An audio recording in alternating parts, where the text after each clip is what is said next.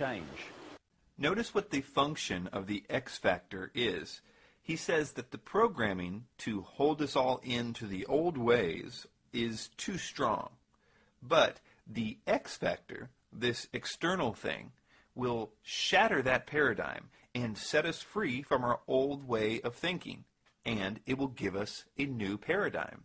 Let me suggest a possible X factor that people like Bill Cooper have suggested, and one that I think, without question, we are being prepared for by the global elite, and have been for at least 70 years. That is, an extraterrestrial presence being discovered. Now, I realize that Cooper presented documents that reveal a plan of the New World Order to use an alien threat to cause patriotism needed for world government. After all, people would no longer view themselves as separate countries, but instead a world family. Now, this would also create the need for a world bureaucracy to deal with the threat.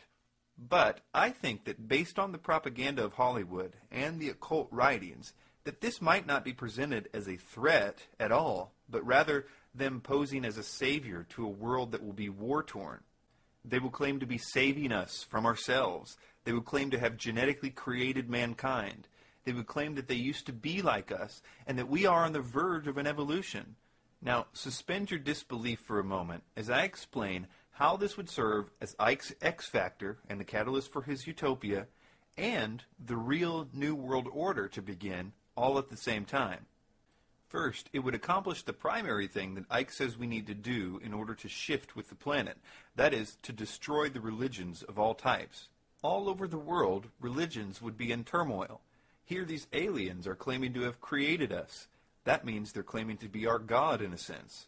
Overnight, the programming that Icke says is too powerful, the religious programming that is holding us back from the shift, would be shattered. All the religions would be forced to reconsider their ideas. Secondly, it would finally get the idea of a possible spiritual evolution to the entire world. Everyone across the world, from the smallest village to the largest city, would have a really good reason to believe that they too could be evolved.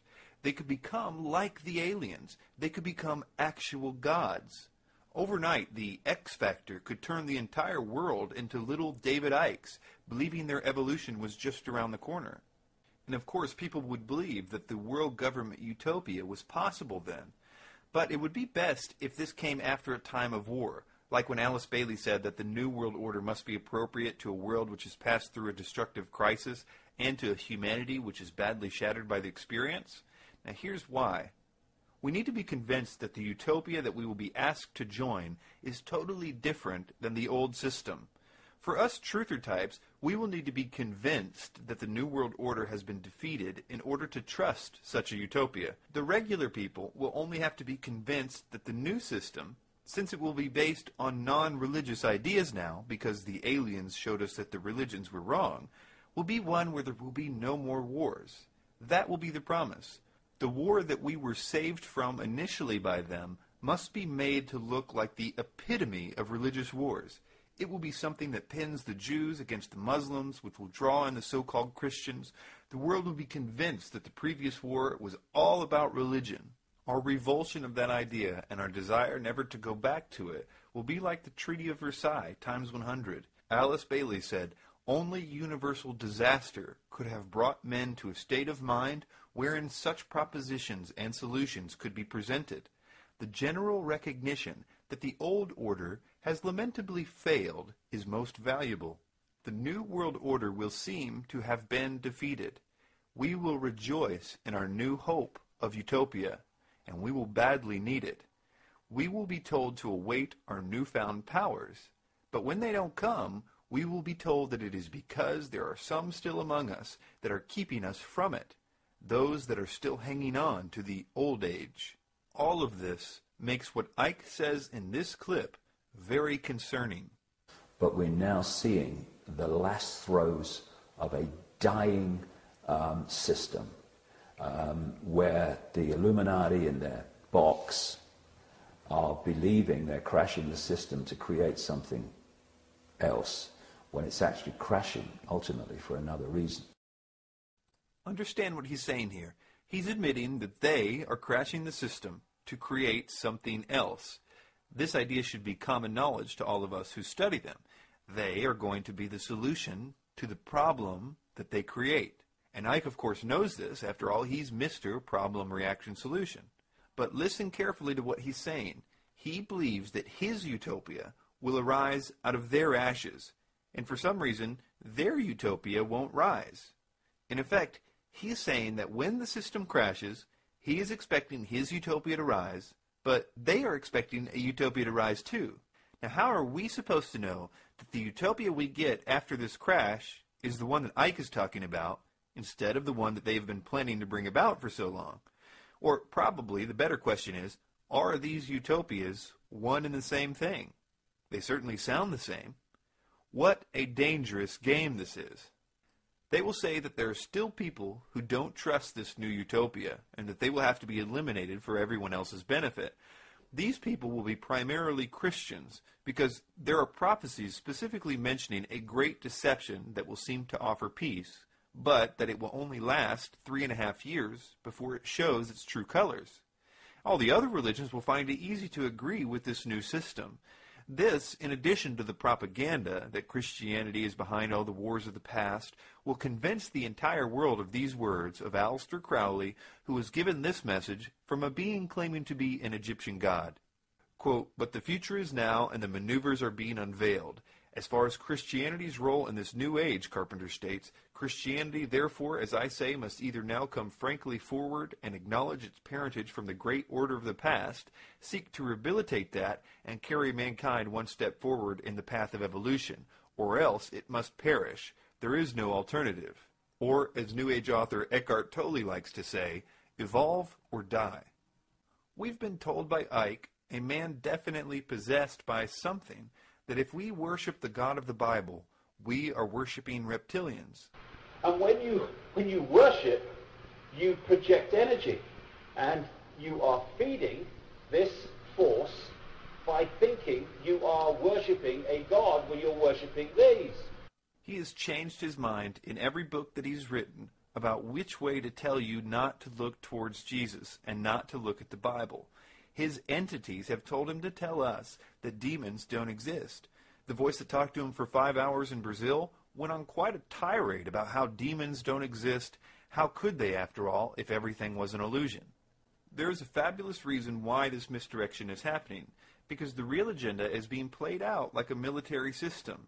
These demons are influencing people to prepare the way for what the New World Order calls its phoenix, and what the Theosophical Society calls the world teacher, their Christ, what I would call the Antichrist. A genuine Satanist knows exactly what I'm talking about right now, and that this plan has been the plan all along. They are awaiting something they call the Black Awakening, when this system of the Antichrist will begin.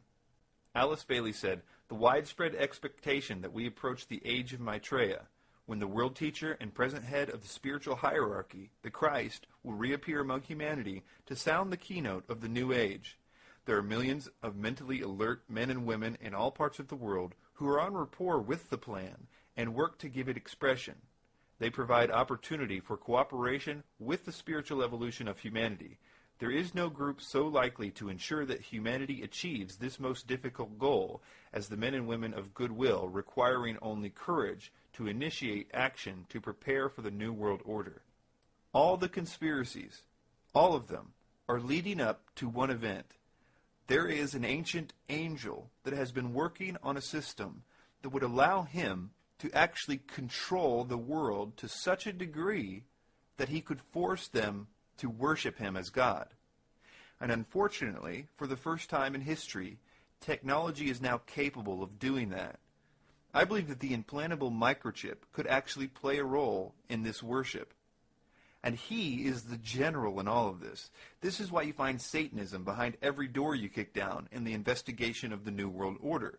This is why you find his demons telling people to go out on a world stage and teach a doctrine that will lead them right into his hands, to an elitist mindset, seeking the Luciferic initiation of the Lightbringer, Prometheus, Lucifer, the Solar Logos. They've always been preparing you for him. Their agenda has never changed. But we have been so brainwashed to hate Christianity that the Bible is literally the last place we would look for the truth. Jesus spoke of a time that's coming, and he said, "Now the brother shall betray the brother to death, and the father the son, And children shall rise up against their parents, and shall cause them to be put to death. And ye shall be hated of all men for my name's sake. Now this is interesting. Here's a guy that not even his enemies can find a good reason to accuse him. He's entirely just and sincere and humble in the Bible. Yet for some unknown reason, what he said is absolutely true. We will be hated for his name's sake. This hate has to come from a third party. Our enemy perverts the Bible to make you think that religion is equal with Jesus, so that you will reject him. And I submit to all of you that Jesus was the most anti-religious person that ever walked the face of the earth. He had nothing but compassion for sinners. In fact, the only harsh thing he ever said was to the clergy of his day and the bankers. The reason the mere calling on his name crushes whatever force is behind sleep paralysis and so-called alien abductions is because he really is who he claimed to be. And the demons are just as scared of him now as they were during the pages of the Bible. Jesus said in Matthew 11, verse 28, "Come to me, all who are weary and heavy laden, and I will give you rest. Take my yoke upon you and learn from me, for I am gentle and humble in heart, and you will find rest for your souls. For my yoke is easy and my burden is light." Christianity is not a belief system. It's a supernatural event that happens to you. Your life begins to change. You start to love things you used to hate and hate things you used to love. You are given a new power to turn from the things that have you in chains. It doesn't mean that you're going to be perfect, but you will start to change, and that change will continue your whole life. It is freedom from bondage, not a list of rules. Mark 10, verse 45 says, "For even the Son of Man did not come to be served, but to serve, and to give his life a ransom for many."